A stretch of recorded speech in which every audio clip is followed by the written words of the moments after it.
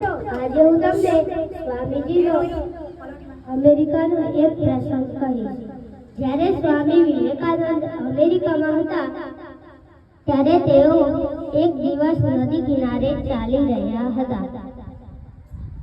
ત્યાં તેમણે જોયું કે કેટલાક છોકરાઓ નદી કિનારે તરતા કોસલાના ઈંડા પર નિશાન લગાવી રહ્યા હતા. સ્વામીજી આ બધું ધ્યાનથી જોઈ રહ્યા હતા. એક છોકરાએ કહ્યું સ્વામીજીને હસતા જોઈ કે શું તમે આ નિશાન લગાવી શકો?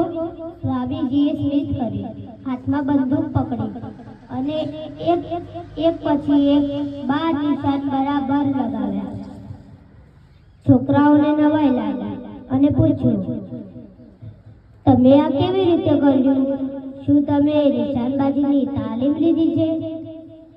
સ્વામીજીએ ત્યારે ખૂબ સુંદર વાત કહી, મેં આ પહેલા ક્યારેય બંદૂક પકડી નથી, પણ હું જે કામ કરું છું તેમાં મારું આખું મન પરોવી દઉં છું.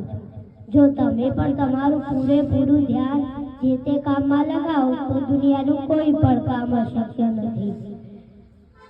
આ પરથી આપણને શીખવા મળે છે કે સફળતા મેળવવા માટે માત્ર મહેનત જ નહીં પણ એકાગ્રતા હોવી ખૂબ જરૂરી છે.